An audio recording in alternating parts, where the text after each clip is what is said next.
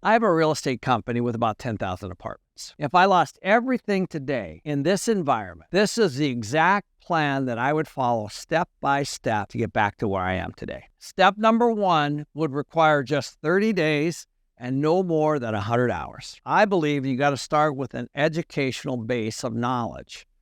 And the best way to go do that is to go get your real estate license in your state. A lot of people would question this first step, but I will tell you exactly why I believe it should be the one you do. So at the real estate school, you're going to get 3 things. 1, you're going to get a general knowledge of the real estate types, but also the various things that each real estate deal is going to have. Things like contracts, things like deeds, things like financing, things like math. All of those things you'll learn in the real estate school, which will be very important no matter what category you pick. Number 2, it'll help provide a direction. So for me, I chose to go into property management, but many people go into residential real estate. Some people go into commercial real estate.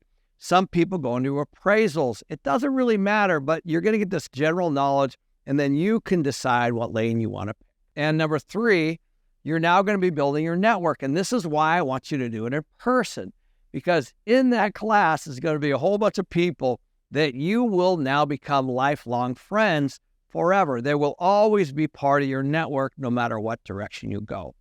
So number 1, you're going to get a general knowledge. Number 2, it'll help you pick a direction. And number 3, it'll help build your network for now what I would consider to be the second step. Step number 2, pick a lane. Now, what do I mean by that? Now, a lot of people decide to go right into mortgage or title or residential real estate, and that might be their lane. For me, it was property management, but I have lots of friends that went into home building.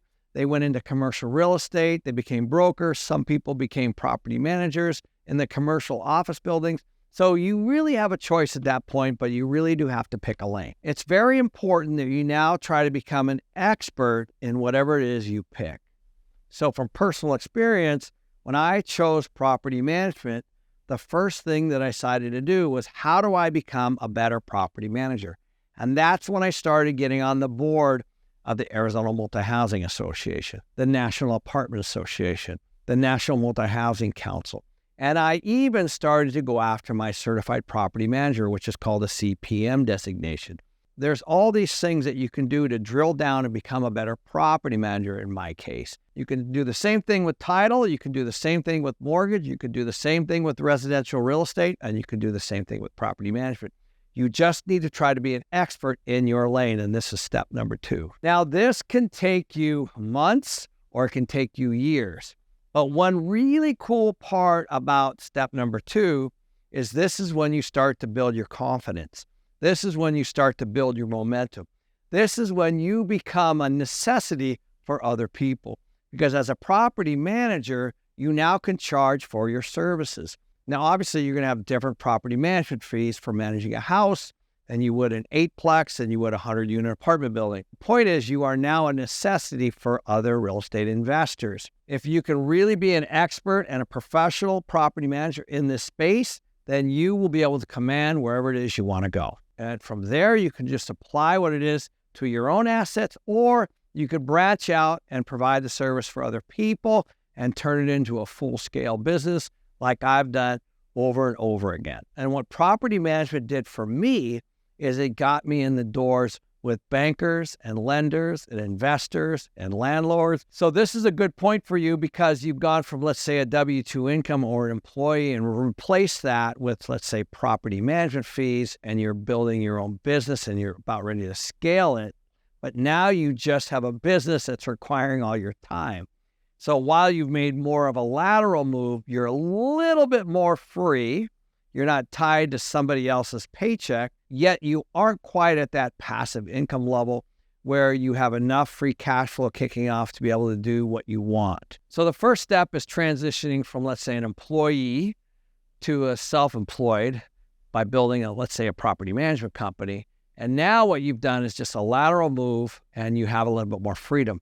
But what you really want is to build passive income to move into the investment side of the business. So you have the passive income so that all of those things are working together. So that you own real estate and you have the property management background to be able to manage that real estate. So whether you're raising money for somebody else or you're buying property for yourself, you now have those operational skills to be able to identify, search, find real deals, invest in them for yourself or for other people, but then use the property management or the operational skills to keep those properties full, keep them highly occupied, manage the expenses, and produce the cash flow that you want for your passive income and for your lifestyle. Step 3 is actually investing in yourself. So as you start to look for your own assets, or as you start to look for real estate for other people, you're now going to start to see opportunities that most people don't see. Because what a property manager sees are the opportunities. What they're used to getting are broken deals or deals that are not managed well or deals that are owned by banks. You now become the person that those deals flow to.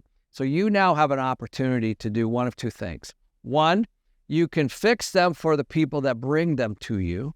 Or two, you can fix them for yourself and make money as you create the value on the broken assets. So when I started out, I was just fixing these deals for other people, which was totally fine. And I started to learn about partnerships and how deals were put together and syndications and managing for banks and fixing things for lenders. And I started to look under the hood about how you fix properties that are broken from operations, from bad lending, from high interest rates, from high loan to values, or whatever it might be. And then you can take those skills and you can move them over to the building wealth side.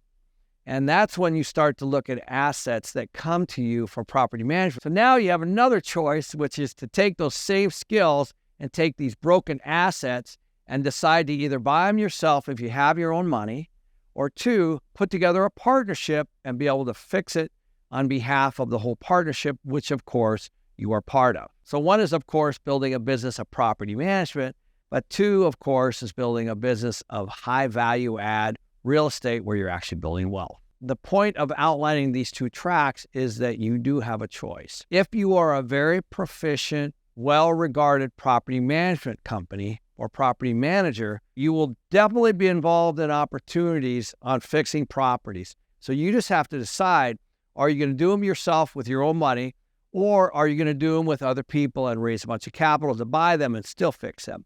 But either path you choose, I can assure you that the ownership side will get you further ahead on the passive income and the wealth building strategy than just if you're building a property management company. And there's nothing wrong with doing both, which is exactly what I'm doing. So part of this third step is simply using the skills that you've learned from the property management side and inserting yourself in the partnership of whatever it is you're going to turn around so that you're actually building your own wealth along with other people's. And from my own personal experience, at any given time, there are hundreds of properties always mismanaged in every town, in every city, in every state across America. So you being able to find something, buy it, and manage it better than the person that's doing it is a high probability. And if you can figure out that skill, then you create your own value, your own wealth, and your own passive income, and you're on the road to change not only your life, but generationally your family's lives. If I had to start over today, this is exactly how I would start.